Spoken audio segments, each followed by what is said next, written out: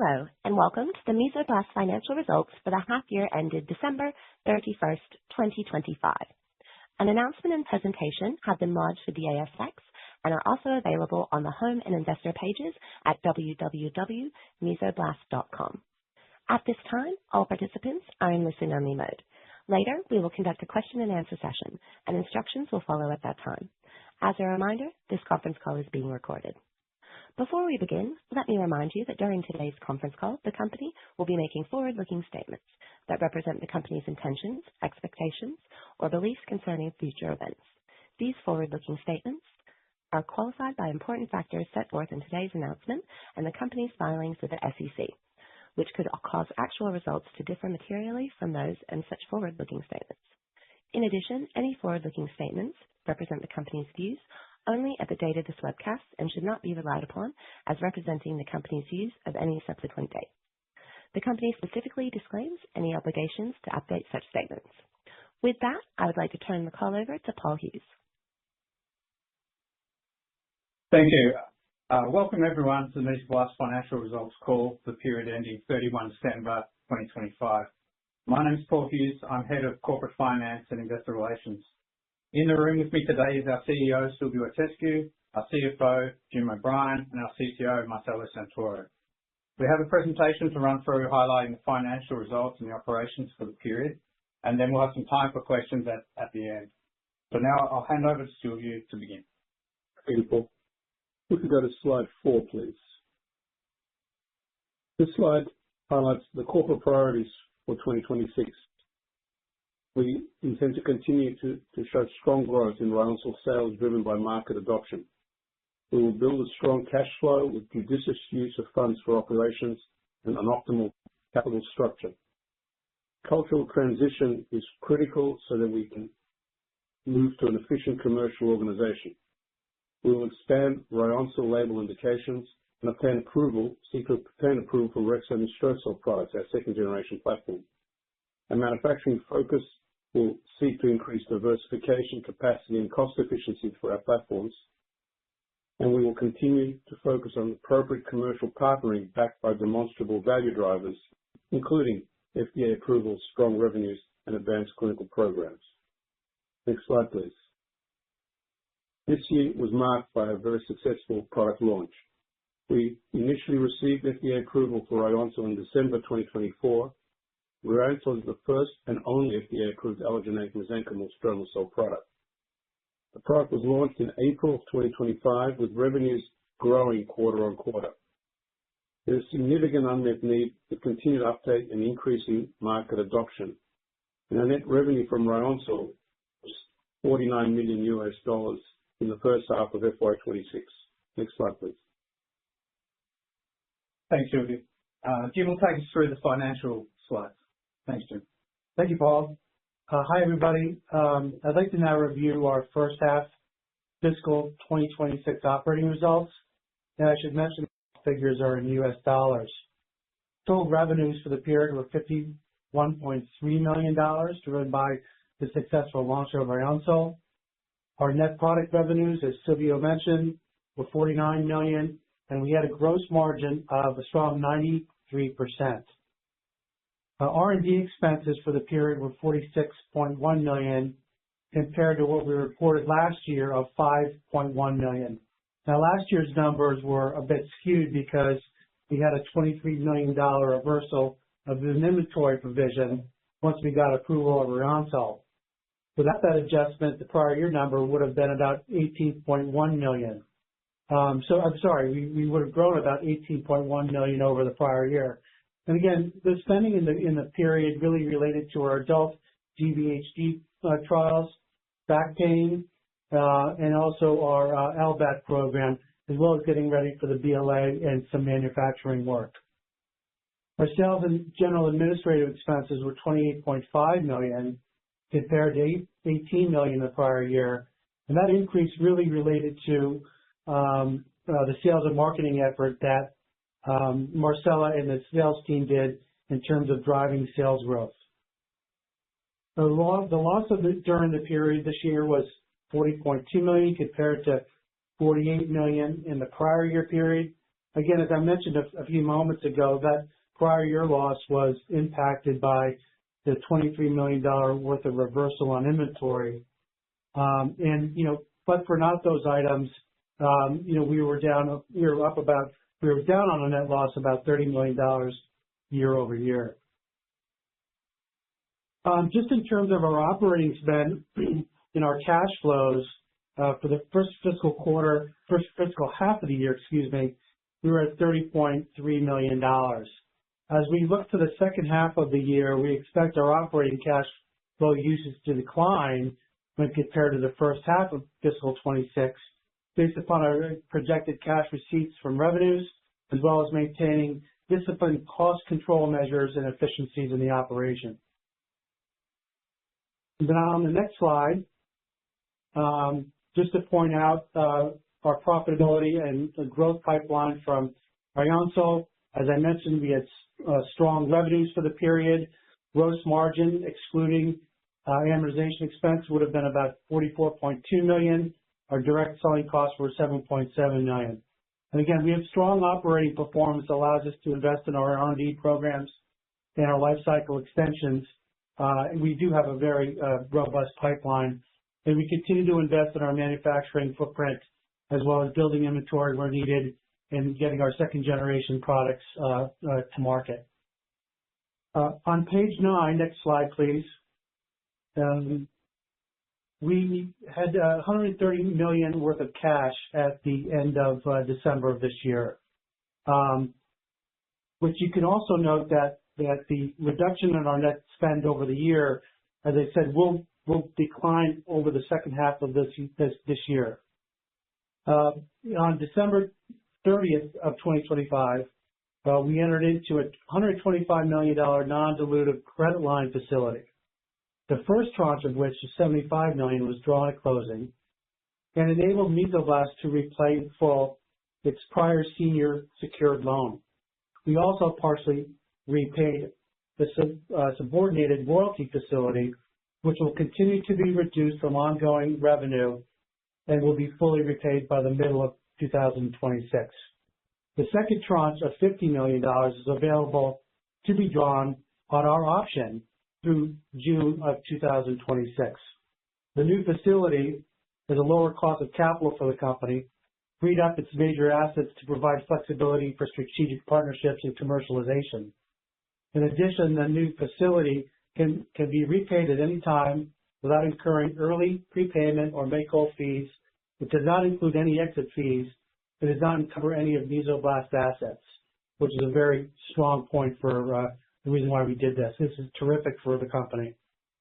We have no restrictions on doing additional unsecured debt or any licensing activities. We're very pleased with this line of credit and believe it strengthens our balance sheet to support an exciting growth period for Mesoblast. On the next slide, looking ahead to the second half of 2026, we anticipate full year Ryoncil net revenues to range between $110 million and $120 million on a full year basis. With that, I'll turn the call back to Silvio for additional comments. Thanks, Jim. If we can go to slide 12, I'd like to bring Marcelo Santoro, our Chief Commercial Officer, please. Thank you very much, Silvio. Next slide, please. So good afternoon, good morning, everyone. We are extremely pleased with the performance of the launch today, and I couldn't be prouder of the work, the commitment, and the passion that our colleagues at Mesoblast demonstrate every single day towards these children. We have treated numerous patients since we launched, and Ryoncil is having a transformational impact in the treatment of these children, according to the feedback we receive from treatment centers and treatment teams. In fact, we're on track to achieve 20% market share by the end of year one in the market.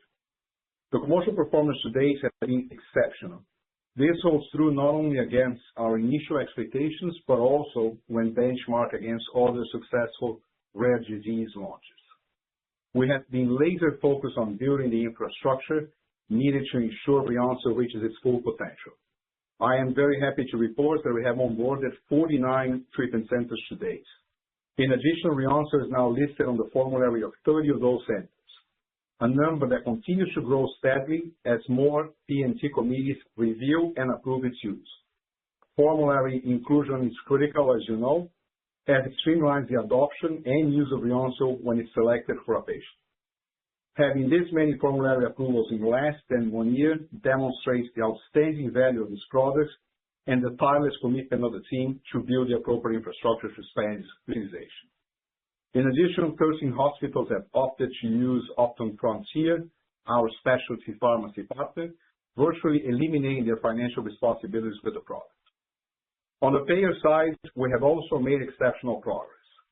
Ryoncil is now covered by insurance plans representing over 280 million lives across both commercial and government payers. Medicaid coverage is in place in all states, and a specific J-code for Ryoncil, J3402, went into effect on October 1st, allowing for more efficient billing and reimbursement for both sides of care and payers, along with CMS published rates.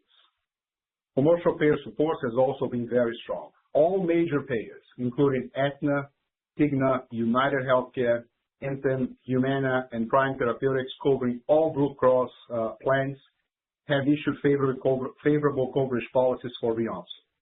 Notably, these policies do not require step therapy, which simplifies patient access significantly. All of this has occurred within the first 6 months post-launch. Next slide, please. From a strategic priority standpoint, the Ryoncil team is 100% focused on 3 key strategic pillars. The first is to proactively identify and prioritize appropriate patients who may benefit from Ryoncil therapy. The second, to reinforce our superior patient outcomes in first-line treatment right after steroids. And the third is to empower caregivers to demand Ryoncil for their children. We have been working with several advocacy groups and will soon launch a comprehensive campaign dedicated to supporting both caregivers and patients. With that, let me turn back to Paul. Thanks, Marcelo. I'll hand over to Sylvia, who's going to take us through the rest of the deck before we open it up to Q&A. Thanks, Sylvia. Thank you. We could move to slide 14. This slide summarizes our plans for label expansion of Ryoncil into adults. A pivotal study of Ryoncil as part of second-line treatment regimen in adults with severe steroid-refractory graft-versus-host disease is underway with our partners at the NIH-funded Bone Marrow Transplant Clinical Trials Network.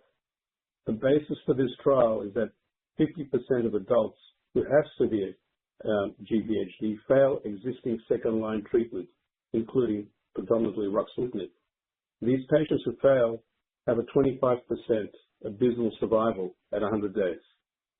We have previously used Ryoncil under expanded access in patients aged 12 and older, in many adults as well, 18 and older, who failed ruxolitinib or other second-line agents. The use of our product in this patient population was associated with 76% survival at day 100, a remarkable result.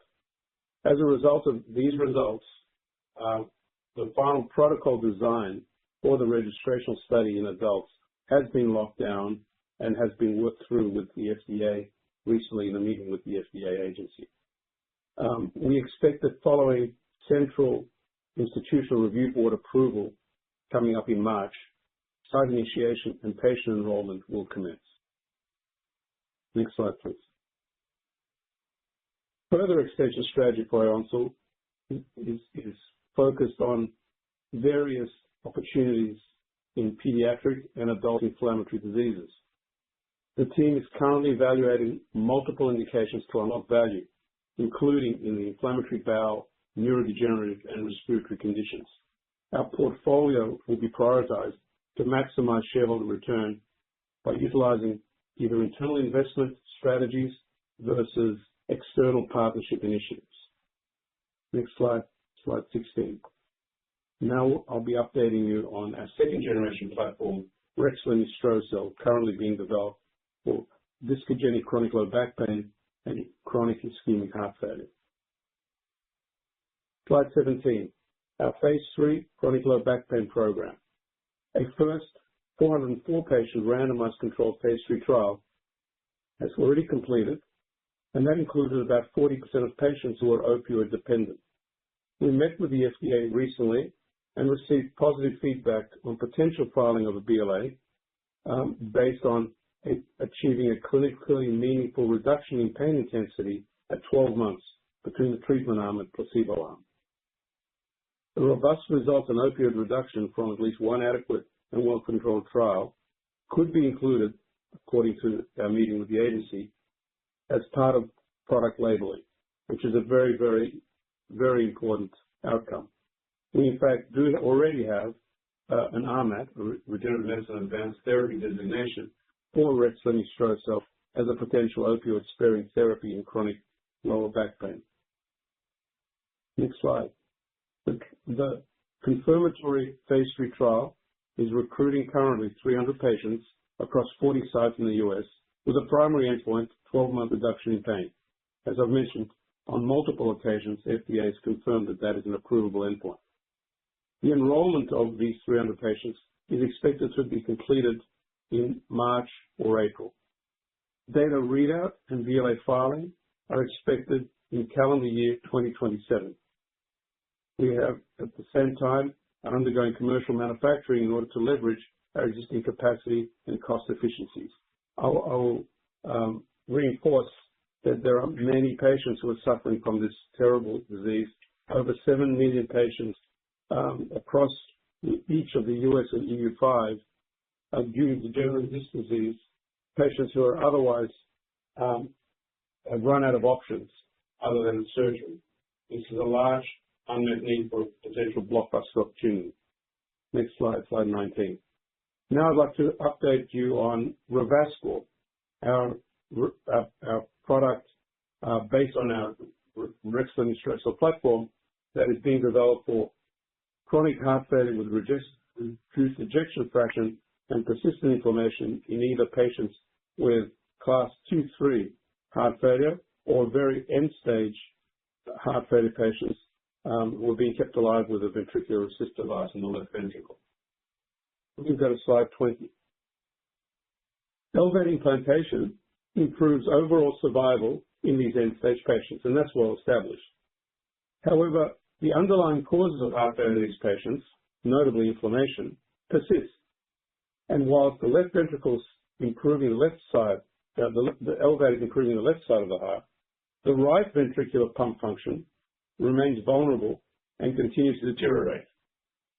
Therefore, progressive right heart failure continues to occur in up to 30% of patients and is the primary cause of multi-organ failure and death in this group of patients, mortality occurring within the first 12 months. In addition, life-threatening major mucosal bleeding due to progressive right heart failure and portal hypertension occur in about 30% of patients and is the major morbidity in this group, the main cause of recurrent hospitalization. Next slide. Now, we've performed 2 randomized controlled studies in this patient population. The more recent study was called LVAD Study 2, and that randomized 159 patients in a 2-to-1 randomization to provide primary evidence of Revascor's efficacy in reducing major bleeding events. A second study, LVAD Study 1, an earlier study, is a supportive study for LVAD 2, randomized 30 patients in a 2-to-1 fashion, and provided supportive evidence also of Revascor's efficacy in reducing major bleeding events. Intramyocardial injections in both of these studies of either Revascor or control were performed at the time of LVAD implantation. Importantly, both randomized controlled trials, showed that Revascor reduced cumulative incidence of major bleeding events, life-threatening GI bleeding, the trial's primary efficacy and safety endpoint, and related hospitalizations through 6 months. Both were significant. In the next slide, slide 22. This provides you with some new data that we have not previously presented. This slide demonstrates the total number of major bleeding events resulting in hospitalizations over 6 months on the left-hand side and over 12 months compared to controls in the entire study LVAD2. As you can see, both on the left-hand side and panel B on the right-hand side, Revascor reduced major bleeding events and hospitalizations by about 5-fold, a very significant reduction throughout a 12-month period compared to NPC treatment, compared to control treatment. Next slide, please. Now, moreover, particularly in the ischemic group of patients, what you can see is that on the left-hand side, in controls, in red, the ischemic controls had approximately a 3 to 4-fold increase in hospitalizations due to right heart failure. The non-ischemics had a very low incidence and risk of heart failure hospitalizations. In contrast, on the right-hand side, by 12 months, you can see that the NPC treatment reduced the right heart failure hospitalization events in ischemic patients back to background levels, the same levels as are seen in non-ischemic controls. And again, those reductions of hospitalization from right heart failure were significant. Next slide, please. This slide focuses on the risk of death from right heart failure in controls on the left and in Revascor-treated patients on the right. As you can see in panel A on the left, amongst patient controls who had at least one hospitalization from right heart failure, amongst controls, the presence of right heart failure hospitalization, at least one right heart failure hospitalization in red, was associated with a mortality risk and a hazard ratio of 7 or more than 7 compared to patients who did not have right heart failure. So in controls, particularly early, within the first 4 months after LVAD implantation, the presence of a right heart failure hospitalization was a very strong predictor of death. In contrast, what you can see on the right-hand side, amongst Revascor-treated patients, the risk of death, particularly in that early period, 4-month period, is almost completely abolished. And you can see that the overall survival over a 12-month period in Revascor-treated patients was the same, irrespective of whether they'd had a right heart failure hospitalization or not. So what this means is that treatment with Revascor not only reduces the incidence of hospitalization rates, but protects these patients against death from right heart failure. Can you go to the next slide, please? And so the summary of these new data that I haven't shown you here, but we have also observed, is that Revascor reduces inflammatory cytokines and through inflammation reduction protects the at-risk right ventricle in these patients, the same right ventricle that continues to fail despite the fact that there's an LVAD in the left ventricle. The strengthened right ventricle reduces hospitalization rates in the intensive care unit due to right heart failure and improves survival. The strengthened right ventricle decreases the risk of portal hypertension and therefore decreases GI bleeding events. This leads us to think very carefully about how Revascor, beyond its potential use in patients with left heart failure problems, also has the potential to be used to improve right heart failure function in patients not only with ischemic heart disease, but other causes of right heart failure, including primary pulmonary hypertension and chronic lung diseases. Next slide, please, slide 26. So let me give you an update on our CHF program, particularly our plans to file for approval. With these new data and our existing orphan drug designation for treating this group of high-risk patients with high mortality, as well as FDA's stated preference for randomized controlled trials, Mesoblast is moving from filing for an accelerated approval to filing for a full approval. Unlike an accelerated approval, a full approval does not require a confirmatory study.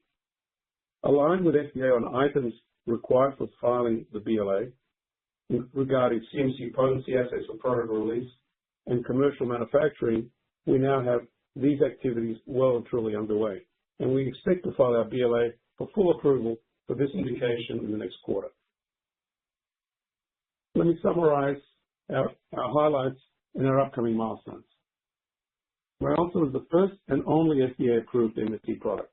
It delivered net revenues of $49 million in the first half of FY26. As you heard, 49 centers have been onboarded. 64 centers account for 94% of the entire pediatric bone marrow transplant population, so well underway to achieve that in record time. We're initiating label expansion to adults acute GVHD, a market that is 3 times larger than the pediatric market. We are currently prioritizing our portfolio, which includes the potential to go into the inflammatory bowel disease, neurodegenerative diseases, and respiratory conditions, and we will update the market as we focus on certain areas in priority over others. Our second generation of rexlemestrocel-L is enrolling the second trial in back pain with full enrollment expected to complete by the end of March or end of April. BLA filing next quarter is in line for full approval for patients with right heart failure and end-stage heart failure with LVADs.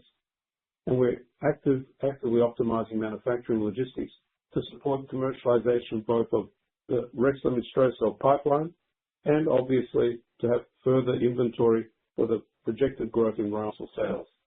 With $130 million in cash on hand as of December 31 and the new credit line that you heard about, which still has the potential for $50 million available to draw down, we're in a very strong financial position. And as you heard earlier, we are projecting full year fiscal 2026 Ryoncil net revenue to range between $110 million and $120 million. And I think I'll stop there, and hopefully there are some questions that we can all address. Thank you. Operator, if you could please open the lines for questions. Thank you. Thank you. If you wish to ask a question, please press star 1 on your telephone and wait for your name to be announced. If you wish to cancel your request, please press star 2. If you are using a speakerphone, please pick up the handset to ask your question. Your first question comes from Edward Tenthoff with Piper Sandler. Great. Thank you very much, and congrats on all the great progress across the board. Could you just repeat the guidance? You broke up a little bit for this coming year. Yes. Yes. What we're projecting for the full fiscal year are net revenues ranging from $110 to $120 million, again, on a full year fiscal basis, 2026, ending June 2026. That's great. Excellent. I'll get back in the queue. Your next question comes from Olivia Breyer with Cantor Fitzgerald. Hi, guys. Thank you for the questions. I have a few, if you don't mind. Maybe just first on Ryoncil in peds. You all mentioned potentially hitting 20% penetration of that pediatric population I think it was by the end of your fiscal year, if I heard that correctly. So can you maybe just run through what those assumptions include to get to that 20%? And how high of penetration do you think you can realistically reach in this specifically peds population over time? And then I've got a couple more on your pipeline programs.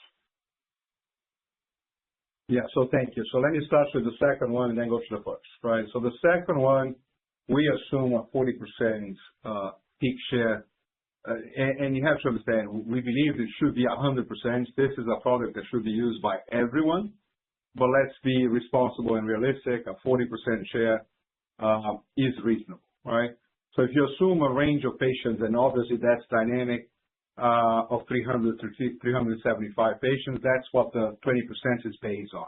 It's 20% until the end of our fiscal year. That's what we aim on achieving at that point. And is that specifically for the fourth quarter of your fiscal year? Like if I'm kind of doing the math, yes. And okay, that's helpful. Thank you. And then for your Revascor BLA next quarter, how is the FDA viewing the ischemic versus non-ischemic phenotypes, and have they given any input onto or around potential labeling language around the ischemic etiology or inflammation biomarkers? Well, so I think it's important to note that in the 159 patient trial, we achieved the principal endpoint of overall in the full patient population without having to go to any subgroups in terms of the cumulative incidence of major bleeding events over 6 months.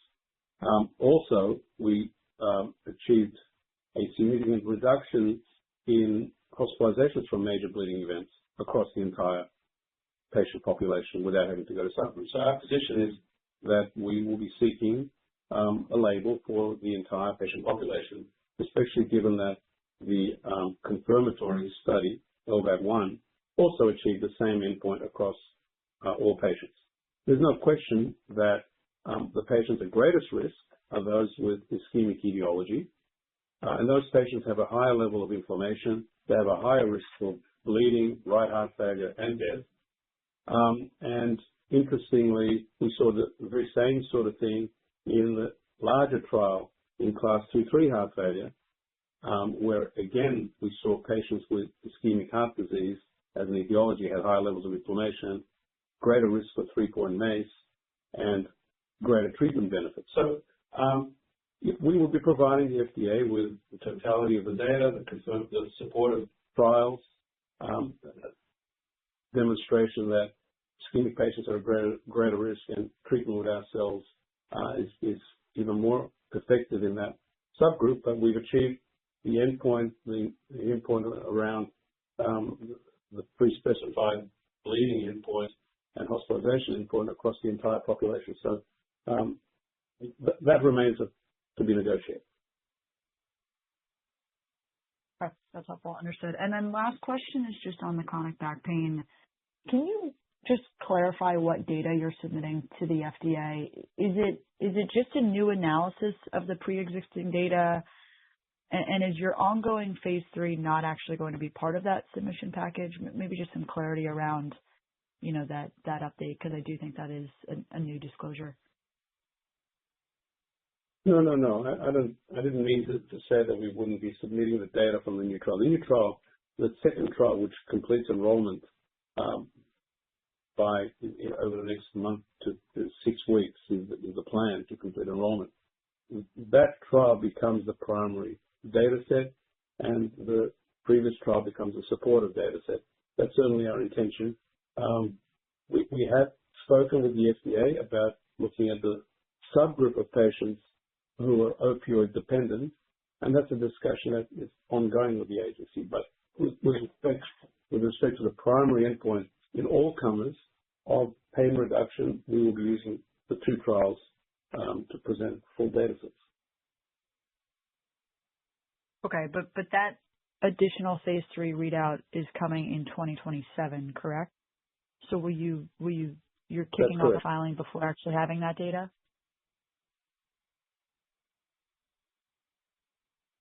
No, the objective is to complete that trial, get the readout, and move to a filing with those data in the primary filing.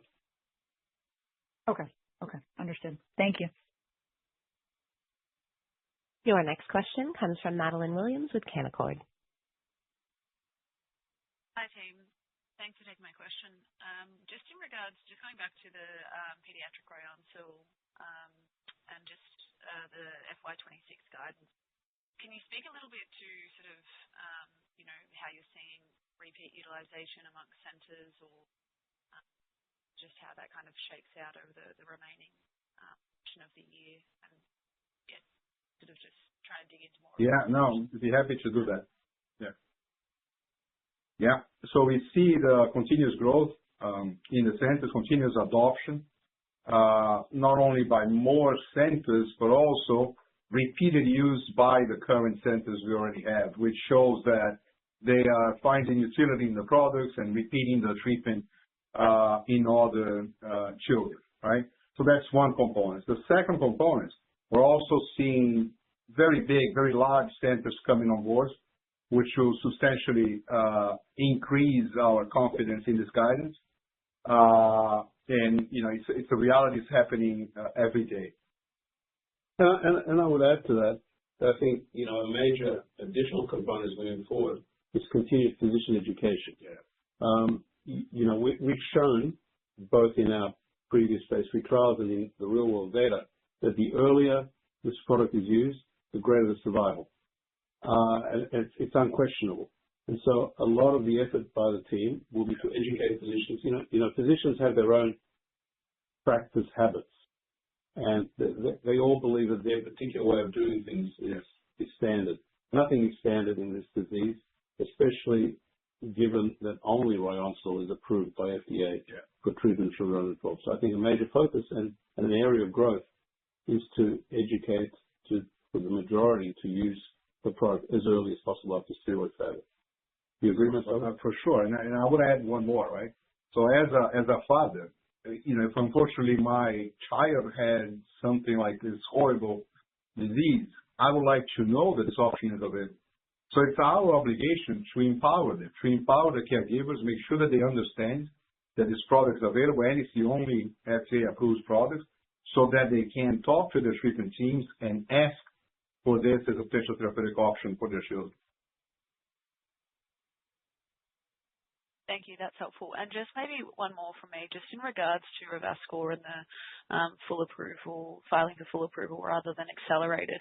I'm just interested, you've obviously discussed the additional data, but I'm assuming there's sort of been some sort of constructive discussions with the FDA, and just sort of, if you can provide more color about what your confidence is in receiving that full approval. Well, we've had multiple discussions with the agency. We understand what they wanted to see, and the data that I've highlighted to you today, particularly as it relates to mortality, is the number one area of focus. And the recent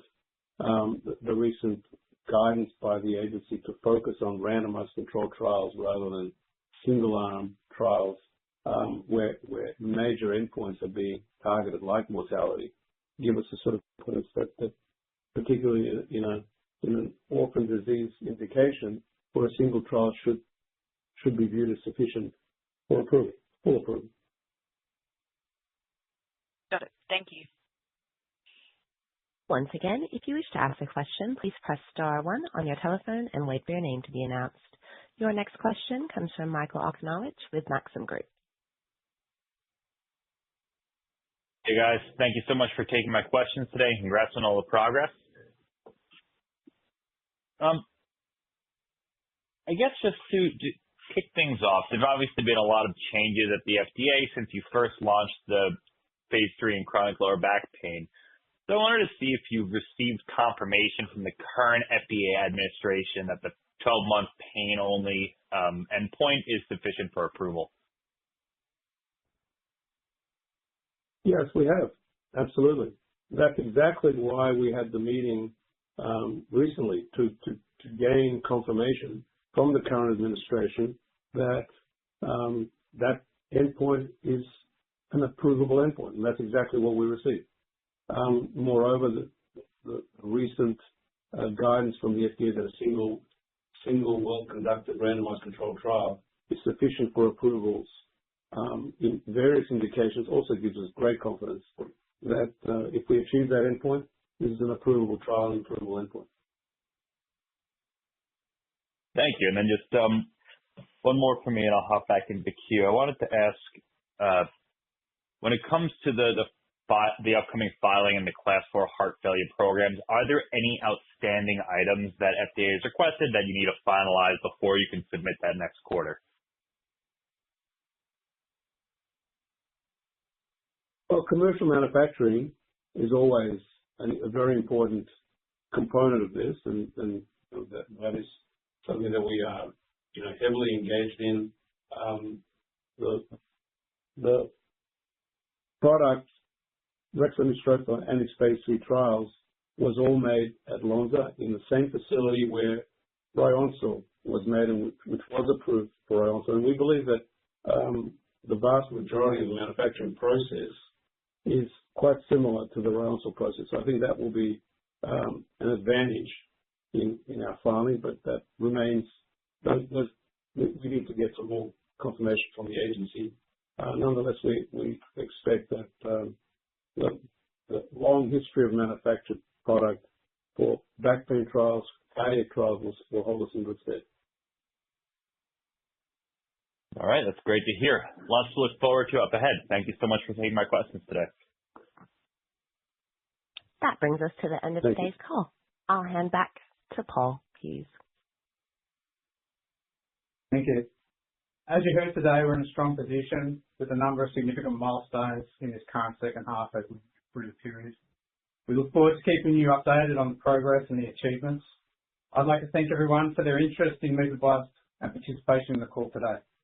Thank you and have a great day. That does conclude our conference for today. Thank you for participating. You may now disconnect.